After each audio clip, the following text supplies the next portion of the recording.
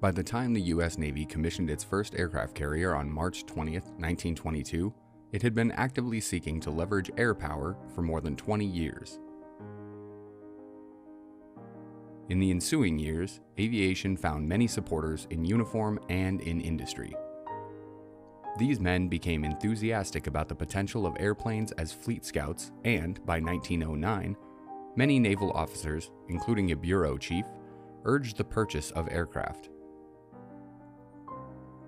In the early 1910s, the Navy experimented with takeoffs and landings from ships, and sent the first naval officer to flight training, which eventually led to the first successful catapult launch of an airplane from a ship.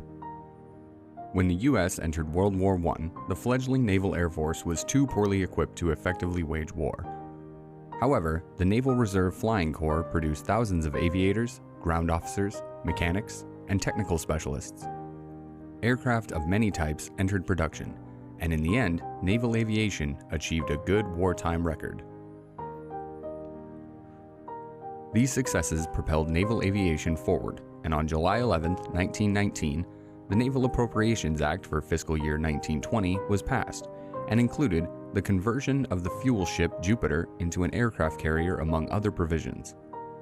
4 months later, the Bureau of Construction and Repair issued specifications that included an unobstructed flying on and flying off deck, stowage space for aircraft, facilities for repair of aircraft, and provisions for catapults to be fitted on both forward and aft ends of the flying off deck.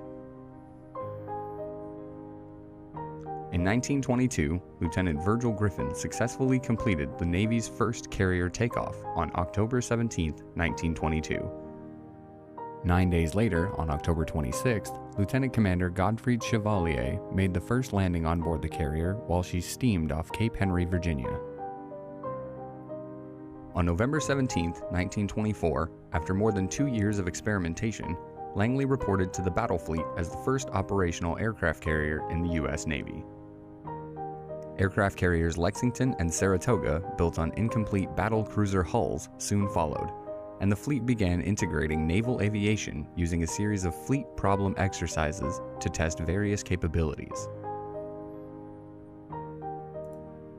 On September 26, 1932, the keel was laid for the future USS Ranger, the first U.S. Navy ship designed and built from the keel up as an aircraft carrier. She was commissioned a little less than 2 years later, on June 4, 1934. In the years leading up to December 7, 1941, and World War II, naval aviation focused on improving existing technology and developing practical skills in the cockpit and on the flight deck. Among other technological advances, aircraft were equipped with stronger landing gear and designed with folding wings. These and other advances drove improvements to the ships from which they flew, including hydraulic arresting gear and catapults, as well as the addition of equipment to enable night and instrument flight. Aircraft carriers Yorktown, Enterprise, Wasp, and Hornet joined the fleet. When the Japanese attacked Pearl Harbor, there were just 8 aircraft carriers in the inventory, and it would be more than a year before the 9th, USS Essex, was commissioned. Air operations in the Atlantic consisted mainly of blockading and campaigns to protect convoys. With the Pacific Fleet battleship force in tatters, naval aviation carried the fight to the enemy. Just 5 months after the Pearl Harbor attack, a daring raid conducted from the flight deck of USS Hornet sent a massive U.S. Army B-25 bomber on a one-way mission to bomb the Japanese mainland. At the Battle of the Coral Sea, the opponents engaged each other entirely in the air without sighting enemy ships for the first time in naval history. Later, radar pierced the night, giving the fleet new eyes as technology improved defense and added power to offense. Alongside the fleet of Allied nations, American naval air power drove the Japanese from strategically located bases and placed the Allies in position to launch the final air and amphibious offenses. Although World War II contributed significantly to the development of aviation, it also proved that neither armies nor navies could achieve objectives in war without first achieving air superiority, and air striking power also improved the effectiveness of both. Following the war, a number of challenges emerged. First, the global political situation saw wartime alliances fade and sometimes collapse, resulting in the emergence of two superpowers whose struggle for world mastery overshadowed the second half of the century. Eventually, a task force built around 1 to 2 carriers in the Mediterranean became a fixture there. A similar force in the Western Pacific provided the same tangible symbol of U.S. might and determination. Then there were challenges related to the development of weapons and tactics. The introduction of jet aircraft posed special problems for carrier operations. Their employment highlighted the dilemma that as the Navy developed increasingly capable aircraft, it also needed to find increasingly capable means of taking them to sea. Critics of naval power renewed their declaration of navies as obsolete in the atomic era, shifting their derision from battleships to aircraft carriers by citing the ship's expense and vulnerabilities. Those who supported carriers retaliated with criticism of the Strategic Air Command's Convair B-36 long-range bombers as being equally vulnerable, expensive, and unable to fulfill their allotted roles in national defense. The Korean War caught naval aviation in the midst of transition. The introduction of jet aircraft created a composite force in which carriers were equipped with either jet or propeller-driven aircraft, which differed in performance characteristics, maintenance requirements, and tactical applications. Despite the amphibious landings at Incheon 2.5 months after the North Korean invasion of South Korea, the operations of naval aviation during the Korean War diverged from the island-hopping campaigns in the Pacific during World War II. The United Nations sought to confine the fighting to the Korean Peninsula to avoid the specter of escalation into an atomic war. This policy required the need to sustain carrier air power for extended periods over a landmass, resulting in a predictable pattern that Commander Task Force 77 described in January 1952 as a day-to-day routine where stamina replaced glamour and persistence was pitted against perseverance. Carrier aircraft flew deep support missions, attacked supply lines, roamed over enemy territory for targets of opportunity, bombed infrastructure, attacked refineries and hydroelectric plants, and escorted land-based bombers on special missions. These raids challenged men trained to interdict enemy sea lines of communication and to ward off attacks by enemy naval forces. Still, during the 3 years of the Korean War, Navy and Marine Corps aircraft flew almost as many sorties, dropped 74,000 tons more bombs and rockets, and increased their percentage of total U.S. action sorties from 10 to 30% compared to their performance in all theaters in all of World War II. Outside the combat area, the fleet continuously maintained peaceful missions in the Mediterranean and Eastern Atlantic, and trained on the same scale as before. Unlike in World War II, research and development did not shift to emphasize projects that directly applied to the war effort. Instead, they focused on longer-range programs aimed at progressively modernizing fleet forces and their equipment with more effective weapons. The carrier modernization program continued and underwent revision to incorporate steam catapults and angled flight decks onto Saratoga, Ranger, Independence, Forrestal, Kitty Hawk, Constellation, America, and John F. Kennedy. The Forrestal CVA-59 class aircraft carriers entered service. The successful application of nuclear power included the construction of nuclear-propelled carrier Enterprise CVAN-65. These additions and improvements strengthened carrier forces and enabled the operation of a new family of aircraft with high-performance capabilities. Meanwhile, naval forces represented the nation in critical areas. On different occasions, these forces evacuated refugees, patrolled troubled waters, provided support to menaced nations, and presented a physical symbol of freedom as a bulwark between aggressors and oppressed. During the Cuban Missile Crisis, the Navy exerted its traditional role of sea control by imposing a naval blockade that proved instrumental in averting global thermonuclear war. The round-the-world cruise of a nuclear-powered task force and operations in the Indian Ocean carried the flag into foreign ports. Naval forces responded to crises in Africa, the Middle East, the Caribbean, and Berlin, evacuated Americans trapped fighting, and by their presence reaffirmed the role of the service in keeping the peace. Ships and aircraft aided the stricken when hurricanes, typhoons, and earthquakes struck in widely distant points. In Southeast Asia, the nation responded to communist aggression with retaliatory airstrikes that escalated into a protracted war of limited objectives and little relevancy to U.S. national security. The burden of naval air action in the Vietnam War fell upon the carriers and aircraft of the 7th Fleet. Operations Linebacker 1 and 2 waged heavy interdiction and bombing campaigns against the North Vietnamese, and carrier aircraft carried out extensive aerial mine laying to blockade the enemy's main avenues of supply. An uneasy truce resulted in disengagement from the war in 1973. 2 years later, naval air power assisted in the evacuation of refugees who fled the North Vietnamese conquest of South Vietnam.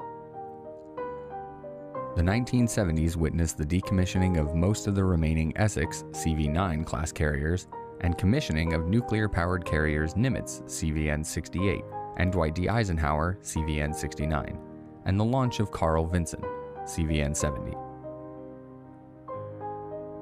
A buildup of naval aviation, the rise of global acts of terrorism, and the U.S.'s response to global crises characterized the 1980s. As the decade began, aircraft carriers sailed ready to project U.S. power against extremists who held Americans hostage in Tehran, Iran. These ships had increasingly deployed to the Indian Ocean during the latter part of the 1970s and strengthened the trend into the 1980s as a result of ongoing and growing problems in the Middle East, East Africa, and Asia. Naval aviation experienced resurgence in strength and capabilities through building programs and new technology research. The platforms for these technologies also kept pace. Aircraft carriers Theodore Roosevelt, Abraham Lincoln, and George Washington were authorized for construction by Congress.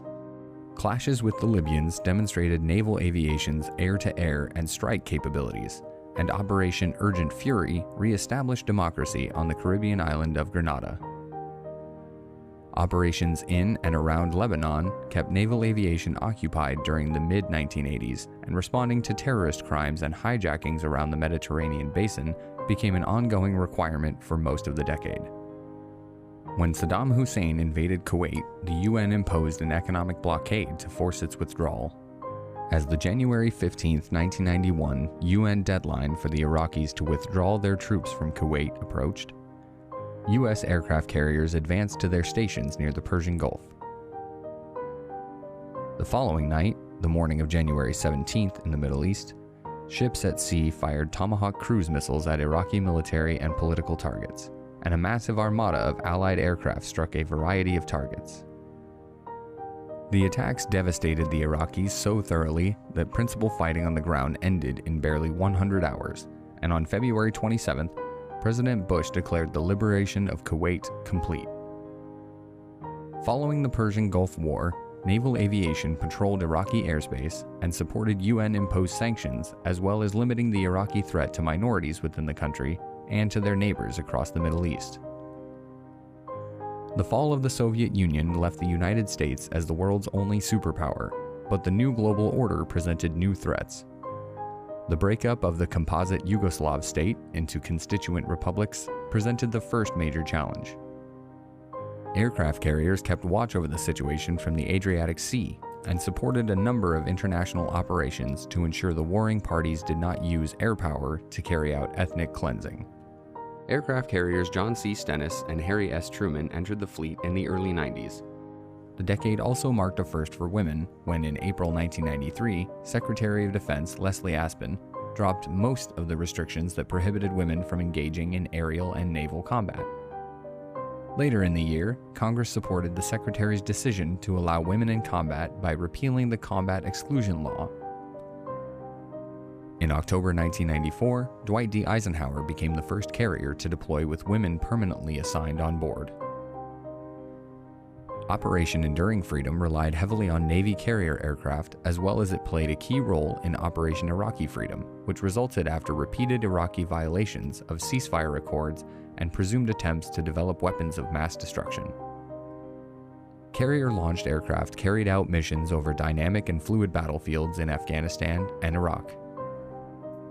They also tackled global security missions providing aerial surveillance, sea control, intelligence gathering, maritime interceptions, evacuated casualties from battlefields and the high seas, and hunted for drug smugglers to reduce the flow of contraband onto America's streets.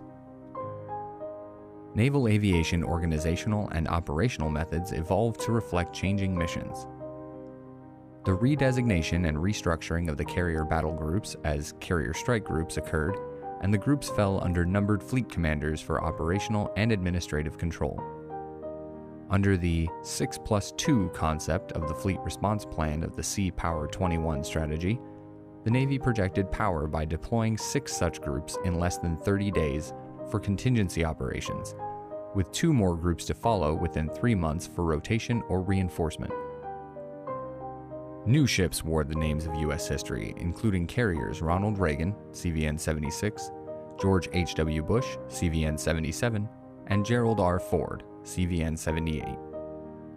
Future aircraft carriers will carry the tradition forward well into the latter half of the 21st century, with names like John F. Kennedy, CVN-79, Enterprise, CVN-80, and Doris Miller, CVN-81. As naval aviation looks to the future, it is solidly rooted in its past. For 100 years, American aircraft carriers have projected power, sustained sea control, bolstered deterrence, and maintained enduring American commitments worldwide. Like their predecessors, the aircraft carriers of today and tomorrow will leverage new and emerging technologies such as electromagnetic aircraft launching systems, advanced arresting gear systems that improve safety and reliability, electrical generating capabilities to accommodate new systems including directed energy weapons, electric utilities that eliminate steam service lines, reduce maintenance requirements and improve corrosion control, and a variety of quality of life improvements. Using their mobility to operate anywhere with no permission needed, full-sized nuclear-powered aircraft carriers are strategically advantageous, delivering speed, endurance, agility, and unquestioned combat capability. For the foreseeable future, carrier sailors will come to the fight trained and equipped across a full range of missions. They will conduct precision strikes and maneuvers across the electromagnetic spectrum and cyberspace. As they have for a century, they'll operate in the future with decisive, overwhelming firepower across millions of square miles anywhere in the world.